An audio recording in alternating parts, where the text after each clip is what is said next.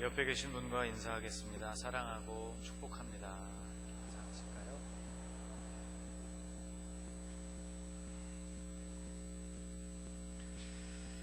오늘 본문에서 예수님은 네 가지 땅에 떨어진 씨앗에 대한 비유를 말씀해 주셨습니다. 그런데 씨앗이 뿌려지는 장소가 조금 이상합니다. 어리석은 농부인가 왜 길가나 바위 혹은 가시떨기가 자라고 있는 곳에 씨앗을 뿌릴까 그런 생각을 합니다. 이것은 고대 팔레스타인의 농사법이 오늘날과 조금 달랐기 때문이죠. 비가 내리지 않는 건기 동안 땅은 완전히 딱딱해집니다. 사실상 그곳이 밭인지 길인지 구분하기가 어려울 만큼 모든 농작물이 자랐던 땅들도 바싹 마르게 되고 갈라지고 딱딱해지는 것이죠. 10월에서 11월 비가 내리기 시작해야 비로소 농사를 시작할 수가 있습니다. 2000년 전에는 땅을 갈아엎고 그리고 씨를 심는 방식이 아니라 씨를 먼저 뿌리고 그리고 밭을 갈아엎는 방식으로 농사를 지었습니다. 때문에 흩어뿌리는 이 씨앗이 어디든지 떨어질 수 있었다는 것이죠. 또 고랑을 만들고 한 알 한 알 이렇게 파종하지를 않고 주먹에 쥔 씨앗을 땅에 골고루 흩어뿌리는 방식으로 씨앗을 뿌렸기 때문에 이 씨앗이 어디든지 떨어질 수가 있었다는 것입니다. 이 씨앗은 길가, 또 바위, 가시떨기, 좋은 땅에 떨어지게 되었고 각기 다른 결과를 나타내게 됩니다. 이 비유에 등장하는 뿌려진 씨앗은 하나님의 말씀을 뜻합니다. 11절 말씀을 보면 이렇게 되어 있죠. 이 비유는 이러하니라. 씨는 하나님의 말씀이요. 하나님의 말씀은 처음에는 씨앗과 같이 뿌려집니다. 그러나 이것이 심어지게 되고 자라게 되고 열매를 맺게 되기까지 오랜 시간이 걸리게 되는 것이죠. 또 씨앗이 땅에 뿌려지는 것과 같이 말씀이 뿌려지는 곳이 있는데 그곳이 바로 마음이라고 말씀하고 있습니다. 여러분 12절 말씀을 한번 같이 읽겠습니다. 길가에 있다는 것은 말씀을 들은 자니 이에 마귀가 가서 그들이 믿어 구원을 얻지 못하게 하려고 말씀을 그 마음에서 빼앗는 것이요. 이 비유는 씨앗이 뿌려지는 이 장소들에 초점이 맞추어져 있습니다. 씨앗이 어디에 떨어졌는가 하는 것이 이 비유를 읽을 수 있는 열쇠가 되는 셈입니다. 그러니까 같은 씨앗이 각각 다른 장소, 즉 각각 다른 마음에 떨어지게 될 때 나타나는 결과가 다 다르다는 그런 말씀입니다. 예수님의 말씀에는 씨앗이 뿌려지는 네 장소, 곧 네 가지 마음이 등장합니다. 어떤 마음들이 있는지 하나씩 오늘 살펴보고자 합니다. 첫째는 길가와 같은 마음입니다. 저를 한번 따라해 보실까요? 길가와 같은 마음. 5절 말씀을 보면 씨를 뿌리는 자가 그 씨를 뿌리러 나가서 뿌릴새 더러는 길가에 떨어짐에 밟히며 공중의 새들이 먹어버렸고 라고 말씀하고 있습니다. 여러분 길가는 어떤 곳인지 여러분 머릿속에 한번 이미지를 만들어 보시기 바랍니다. 길가는 밟히는 곳이죠. 길을 사람들이 밟고 다니기 때문에 길가 역시 사람들의 발에 밟히는 곳입니다. 또 길가는 새들의 눈에 노출되는 그런 곳이죠. 여러분의 발로 밟는다 할 때 여러분 소중하게 여기는 것들을 우리는 발로 밟지 않습니다. 길과 같이 밟아도 좋을 만한 곳들을 밟게 되는 것이죠. 그러므로 마음이 길가와 같은 상태라고 하는 이 말뜻은 말씀이 밟혀지는 것처럼 소중하게 다뤄지지 않는 그런 마음의 상태를 일컫는 것이죠. 또 말씀이 먹혀버리는 것과 같이 빼앗겨버리고 마는 그런 약한 마음의 상태를 말씀하는 것입니다. 말씀을 빼앗아가는 자가 누구인가? 오늘 본문은 우리 마음속에 뿌려진 그 말씀의 씨앗을 빼앗아가는 자가 마귀라고 말씀하고 있습니다. 12절 말씀, 길가에 있다는 것은 말씀을 들은 자니 이에 마귀가 가서 그들이 믿어 구원을 얻지 못하게 하려고 말씀을 그 마음에서 빼앗는 것이요. 여러분, 마귀는 빼앗는 자입니다. 요한복음 10장 10절 말씀을 보면 도둑이 오는 것은 도둑질하고 죽이고 멸망시키려는 것뿐이요 내가 온 것은 양으로 생명을 얻게 하고 더 풍성히 얻게 하려는 것이라. 마귀의 목적이 분명하다는 것이죠. 마귀는 우리의 마음에 심겨진 하나님의 말씀을 빼앗고 또 멸망시키기 위해서 우리에게 온다는 것입니다. 여러분, 우리는 하나님의 말씀을 접하고 또 소유하기가 아주 편리한 세상에서, 그런 국가에서 살아가고 있습니다. 여러분, 집에 성경책이 몇 권이나 되시는지 잘 모르겠습니다. 저희 집에만 해도 성경책이 굉장히 많은데 아마 여러분 가지고 다니시는 성경이 번역본이 바뀌어져서 새롭게 구입하시는 경우도 있을 것이고, 또 잃어버린 줄 알았다가 성경을 새로 구입했는데 나중에 다시 찾게 되어져서 성경이 두세 권 혹은 네다섯 권 혹은 그것보다 훨씬 더 많아진 그런 가정들이 많을 것이라고 생각합니다. 이 말씀은 우리에게 이처럼 많아도 아무 곳에나 이 말씀을 꽂아두거나 혹은 소유하고 있어도 아무런 문제가 생기지 않는 그런 곳에서 우리는 살아가고 있습니다마는, 어떤 국가들, 어떤 족속들 속에서는 하나님의 말씀을 소유하고 그것을 몸에 지녔다는 이유만으로 생명을 잃는 그런 나라들도 많다는 것을 우리는 기억해야 합니다. 그러므로 우리가 읽게 되는 말씀, 듣게 되는 말씀, 묵상하게 되었고 우리의 마음에 떨어진 그 말씀의 씨앗을 매우 소중히 생각하는 사람이 복이 있습니다. 여러분, 말씀을 빼앗기지 않게 되시기를 축복합니다.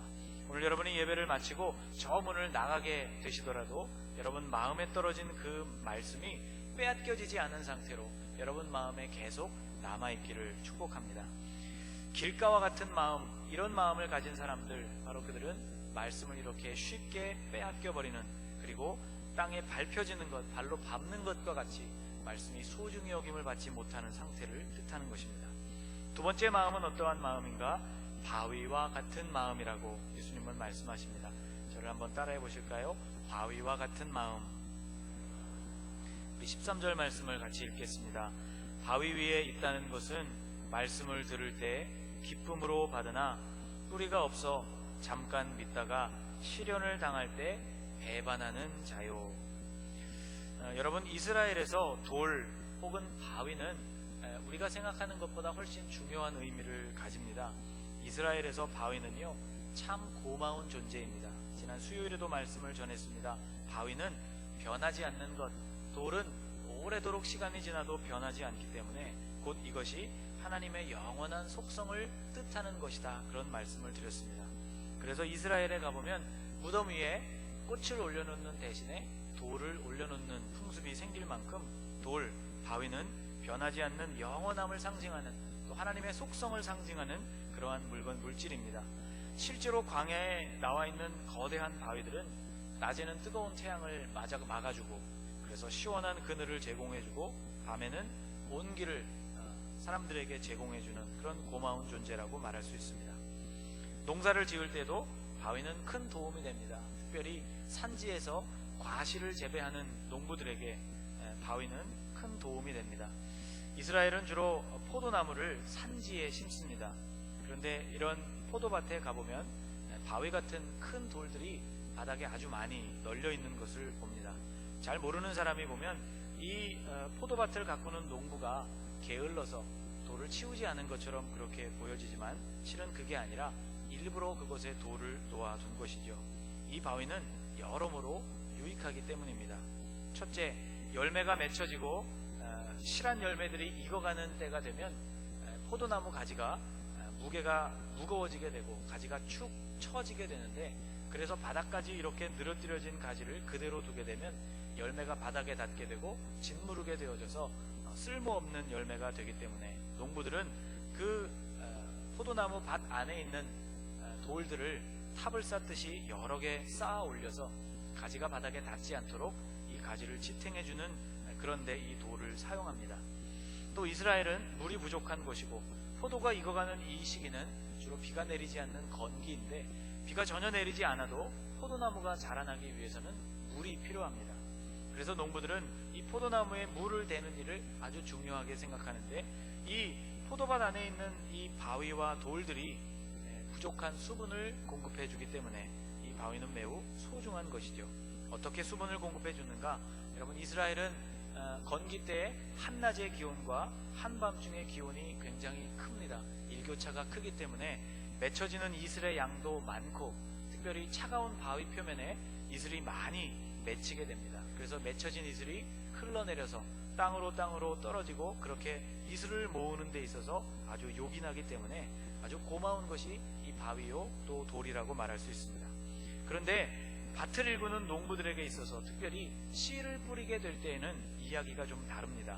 씨는 뿌려져서 싹이 나게 되고 땅속 깊은 곳까지 뿌리를 내려야만 하는데, 바위에 뿌려진 이 씨앗은 싹이 나더라도 뿌리를 내릴 수가 없기 때문에 오래 살 수가 없는 것이죠.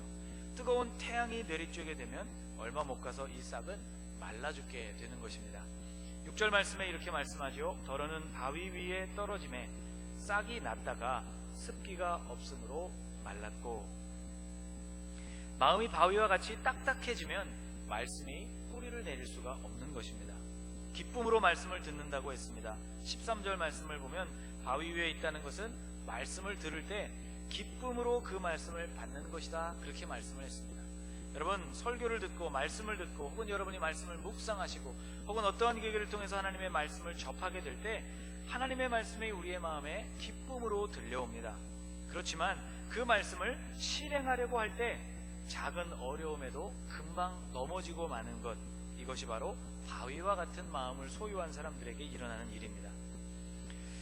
예수님 당시에 니고데모라는 사람이 있었습니다. 그는 한밤중에 예수님을 찾아왔던 인물로 유명하죠. 성령으로 거듭나야 한다는 말씀을 듣고 또 바람의 임의로 부는 성령의 역사가 나타나는 그 진리에 대해서 예수님께 말씀을 들었던 사람입니다.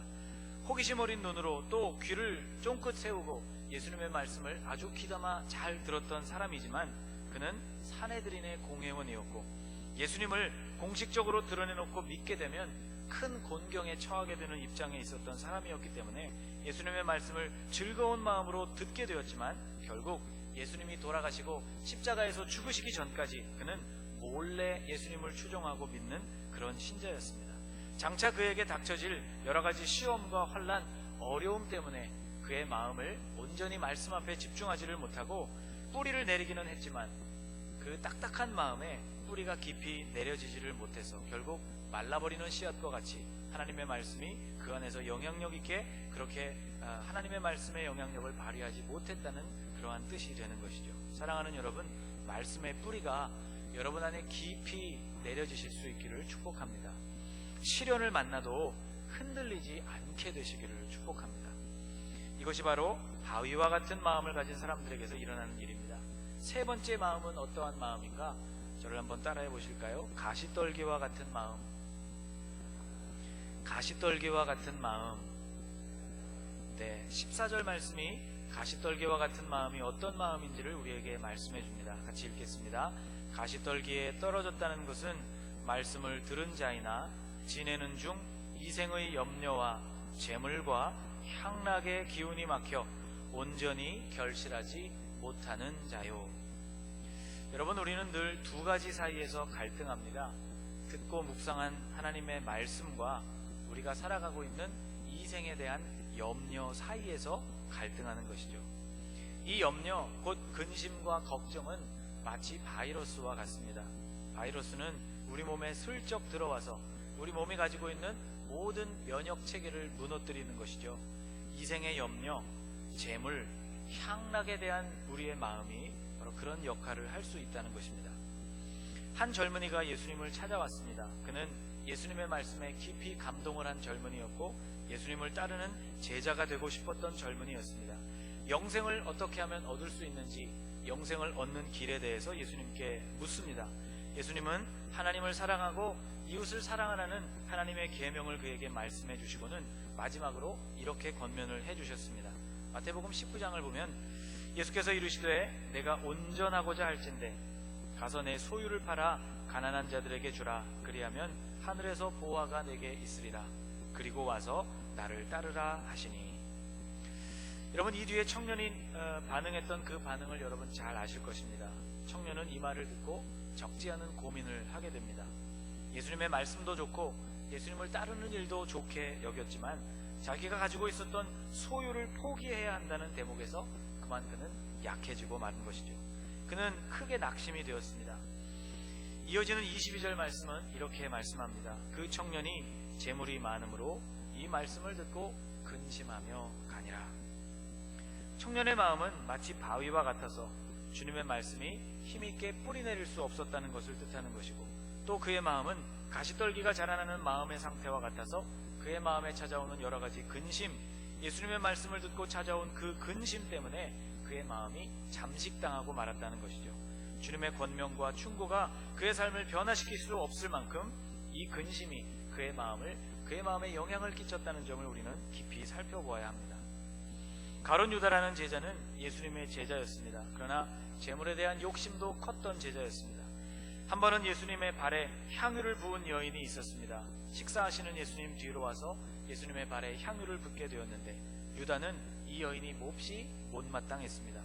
요한복음 12장 말씀을 보면 유다가 이렇게 그 여인에게 이야기합니다. 이 향유를 어찌하여 300데나리온에 팔아 가난한 자들에게 주지 아니하였느냐.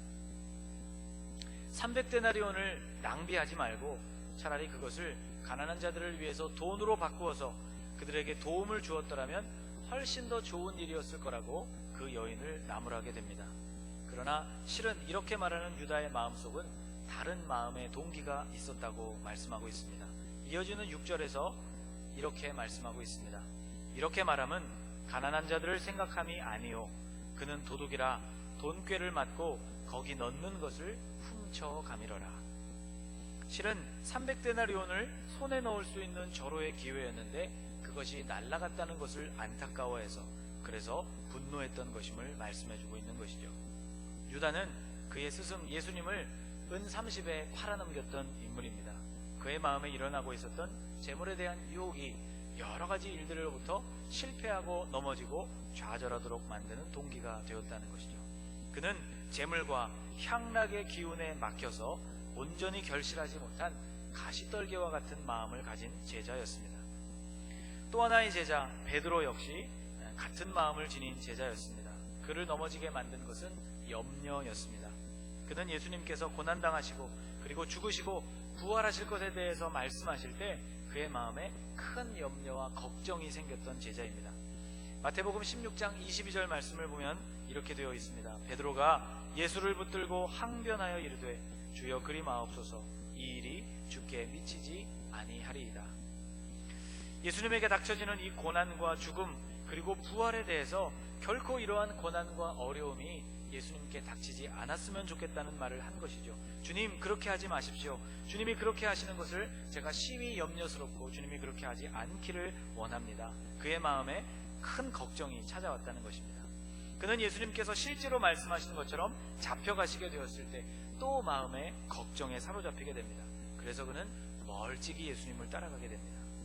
예수를 잡아 끌고 대제사장의 집으로 들어갈새 베드로가 멀찍이 따라가니라. 그리고 그 제사장의 뜰 안에서 너도 그의 제자가 아니냐 묻는 질문을 받게 될 때 베드로의 마음은 또 걱정에 휩싸였습니다. 예수님과 같은 동료로 취급을 받게 되면 예수님이 당하시는 고난과 죽음에 그도 역시 같은 처지가 될 것을 두려워했기 때문에 그는 3번이나 아니라고 예수님을 부인하게 되는 것이죠. 베드로 역시 염려에 기운이 막혀져서 온전히 결실하지 못했던 가시떨기 같은 마음을 가졌던 제자라고 말할 수 있습니다. 이생의 염려, 재물, 그리고 향락이라는 것은 우리의 마음을 가시떨기 밭으로 만드는 것입니다. 주님은 재림의 날이 가까워 올수록 사람들의 마음이 그렇게 변해간다고 말씀하셨습니다. 누가복음 21장 34절 말씀 같이 한번 읽겠습니다. 너희는 스스로 조심하라.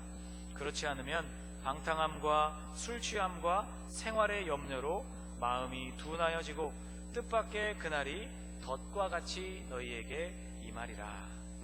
방탕함, 술취함, 그리고 생활의 염려, 곧 근심이 우리의 마음을 둔하게 만들 수 있다는 것이죠. 그러면 어떻게 살아야 하는 것입니까? 예수님은 이렇게 말씀하십니다. 항상 기도하고 깨어 있어야만 한다고 말씀하십니다.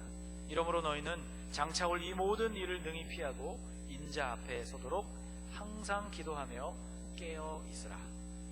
저를 한번 따라해 보실까요? 항상 기도하며 깨어 있으라. 한 번 더요. 항상 기도하며 깨어 있으라. 항상 기도하는 삶, 그래서 기도 가운데 깨어 있는 삶, 이러한 삶을 열심히 추구하고 이러한 일에 매진하지 않으면 방탕함이나 술취함 혹은 생활의 염려가 우리의 마음을 잠식하게 되고 결국 우리를 열매 맺지 못하는 삶으로 그렇게 이끌어간다는 것을 여러분 기억하시기 바랍니다. 항상 깨어서 기도하고 그렇게 열매를 맺어가시는 여러분들이 되시기를 축복합니다. 이러한 땅들, 길가에 떨어진 씨앗과 같은 분주하고 밟혀지고 소중히 여기지 아니하는 이러한 마음의 상태, 바위와 같아서 기쁨으로 말씀을 듣지만 그 말씀이 깊이 뿌리를 내릴 수가 없어서 여러 가지 어려움과 환난을 만나게 될 때 포기하게 되는 마음, 가시떨기에 심어진 씨앗과 같이 말씀이 우리 마음 가운데 떨어지기는 했지만 여러 가지 염려와 재물과 유혹 때문에 우리의 마음이 막혀서 온전히 자라지 못하는 이러한 마음의 상태는 우리가 피해야 하는 마음의 상태입니다. 주님은 네 번째로 우리의 마음이 어떠한 마음이 되어야 하는가에 대해서 좋은 땅과 같은 마음이 되어야 한다고 말씀을 해주십니다. 저를 한번 따라해 보실까요? 좋은 땅과 같은 마음, 좋은 땅과 같은 마음. 여러분, 이런 마음이 다 되시기를 주님의 이름으로 축복합니다. 15절 말씀을 함께 읽겠습니다. 좋은 땅에 있다는 것은 착하고 좋은 마음으로 말씀을 듣고 지키어 인내로 결실하는 자니라. 이런 마음, 좋은 땅에 있는 마음을 예수님이 무슨 마음이라고 말씀하셨느냐 하면 착하고 좋은 마음이라고 말씀하셨습니다. 오늘 설교의 제목이기도 하죠. 제가 이 제목으로 설교 제목을 할까 말까 참 고민을 많이 했습니다. 왜냐하면 착하고 좋은 마음, 여러분 마치 이런 말 어디서 많이 들어보셨습니까? 학창시절에 도덕 배울 때 그런 말들 많이 들으시지 않았습니까? 착하게 살아야 한다, 선하게 살아야 한다, 그런 가르침들을 우리가 스승들로부터 받으며 자라났습니다. 또 요즘은 착하다는 말이 값이 적당하다, 제품의 품질에 비해서 적정한 가격을 가지고 있다, 그런 말과 동의어로 쓰이기도 합니다. 그래서 가격이 착하다 하는 말은 가격이 적당하고 품질이 괜찮다, 그런 말로 쓰이기도 하죠. 본문에 쓰이고 있는 착하다는 말, 칼로스라는 말, 좋다는 말, 아가토스라는 이 말, 세번역 성경에는 이 말들을 바르고 착한 마음이라고 번역했습니다. 쉬운 말로 번역을 해놓아도 언뜻 그 의미를 알기가 참 어렵습니다. 여러분, 2002년에서 2007년도까지 생산된 차 중에 칼로스라는 차가 있었죠. 여러분 혹시 기억하십니까? 동글동글한 디자인으로 되어 있는 소형 차였습니다. 바로 그 칼로스라는 이름이 오늘 본문에 사용된 착하다는 그 이름에서, 어원에서 나온 그런 이름입니다. 이름을 붙이게 된 동기는 잘 모르겠지만 착한 소형차, 경제적이고 실속 있는 차라는 그런 느낌이 듭니다. 그러나 여러분, 오늘 성경이 말하고 있는 이 착하고 좋음이라는 의미는 막연히 심성이 곱고 순하다는 의미가 아닌 것이죠. 가격이 저렴하다, 그런 뜻도 아닙니다. 이 말의 의미는 칼로스와 아가토스가 가지고 있는 단어 자체의 의미를 해석하기보다는 그 뒤에 나오고 있는 말, 이 문장 안에서 주님이 말씀하시는 이 말씀 안에서 뒤에서 이 말을 설명해주고 있는 말을 통해서 그 뜻을 우리는 유추해 볼 수가 있습니다. 여러분, 영어에도 굿이라는 말 안에 참 다양한 의미들이 들어있죠. 문맥 안에서 그 의미를 파악해야 하는 것과 같은 뜻입니다. 15절 말씀을 여러분 다시 한번 보겠습니다. 좋은 땅에 있다는 것은 착하고 좋은 마음으로 말씀을 듣고 지키어 인내로 결실하는 자라고 주님이 말씀해 주셨습니다. 그러니까 착하고 좋은 마음이라는 것은 이런 결과를 가져온다는 것이고 이런 마음의 상태를 의미한다는 것이죠. 세 가지 단계를 주님이 말씀하십니다. 첫째는 말씀을 듣고, 이것은 앞서 말한 세 가지 마음의 상태에서 다 일어나는 일입니다. 길가와 같은 마음, 바위와 같은 마음, 혹은 가시떨기와 같은 마음에도 그 마음에 하나님의 말씀을 기쁨으로 듣는다고 했죠. 그런데 좋은 마음, 착하고 좋은 마음은 어떠한 마음인가? 첫째, 말씀을 듣고, 둘째는 그 말씀을 지키어, 그리고 세 번째는 결실하는 사람이라고, 그런 마음이라고 말씀해주고 있습니다. 말씀을 들을 뿐만 아니라 그것을 지키는 일, 여러분 이것은 아주 힘든 일입니다. 어려움이 닥쳐오고 염려도 닥쳐오고 유혹도 우리에게 닥쳐오기 때문에 힘든 일이라고 할 수 있습니다. 그러나 착하고 좋은 마음을 가진 사람은 누구입니까? 이러한 어려움과 염려와 유혹을 잘 이기고 극복하는 사람을 말합니다. 그래서 이러한 사람들에게는 인내가 필요하다고 말씀하고 있는 것이죠. 인내로 결실하는 사람이라고 말씀하고 있습니다. 이 인내를 계속 유지하면서 마침내 열매를 맺는 사람, 마침내 결실하는 사람, 바로 이와 같은 사람이 착하고 좋은 마음을 가진 사람이라고 주님은 말씀해주고 있는 것입니다. 그러니 마음씨가 곱고 착하다는 것과는 거리가 있고, 이것은 끔찍한 고난과 유혹을 떨쳐내고 인내하며 열매를 맺기까지 처절한 싸움을 기꺼이 싸워내는 사람, 그와 같은 사람에 어울리는 말인 것입니다. 여러분, 바로 이러한 뜻에서 여러분 모두는 착하고 좋은 마음을 소유하신 여러분들이 되시기를 축복합니다. 이 말은 정적인 말이 아니고 대단히 동적인 말입니다.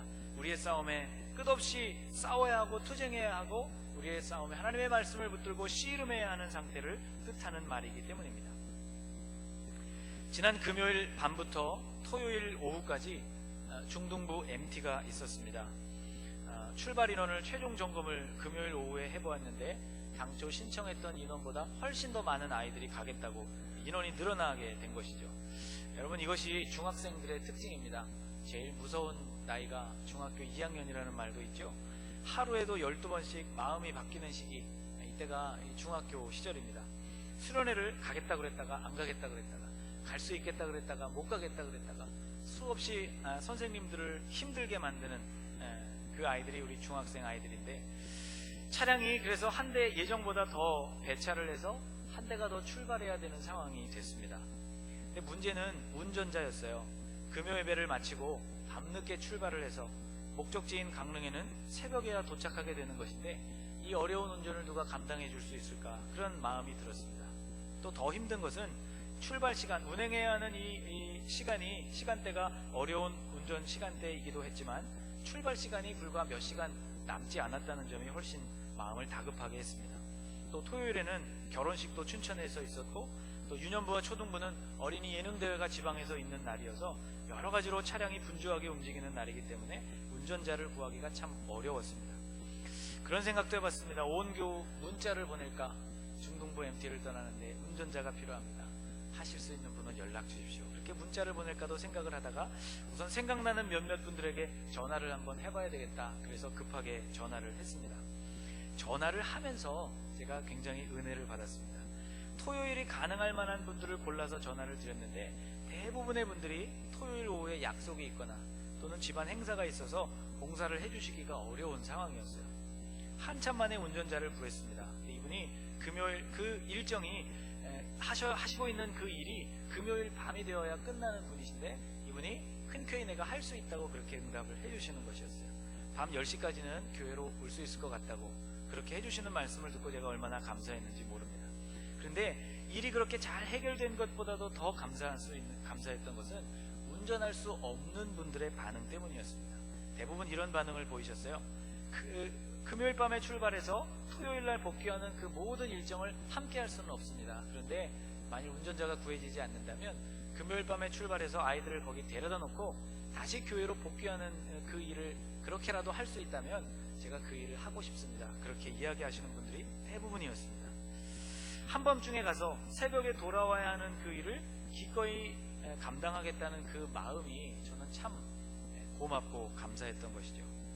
선약이 있어서 곤란합니다. 이렇게 말해도 여러분 전혀 미안해야 할 것이 아니죠. 갑작스럽게 드린 부탁이기 때문에 거절을 해도 전혀 미안한 상황이 아닌데, 이분들이 그 함께 이 일에 동참하지 못하는 것에 대해서 굉장히 미안해 하시는 것을 제가 느끼면서 그 마음이 참 감사했습니다.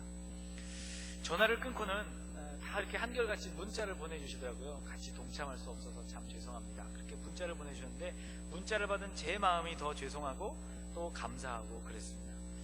여러분, 이것이 마음의 중요성이라고 저는 생각을 했습니다. 춘천으로 결혼식을 다녀오면서 오늘 전해야 하는 말씀을 다시 생각하면서 이 일이 문득 생각이 나면서 제 마음에 이런 생각이 들었습니다. 주님의 마음도 그러시겠구나. 사람도 다른 일에 대해서 그렇게 마음을 써주는 일, 그 마음 씀씀이에 그렇게 감동하고 고마운 마음을 가지게 된다면 주님은 오죽하실까, 그런 생각을 해보게 되었습니다. 사랑하는 여러분, 하나님의 말씀을 들을 때 이런 마음으로 하나님의 말씀을 들으시고 그것을 실천하기 위해서 애쓰시는 여러분들이 되시기를 축복합니다.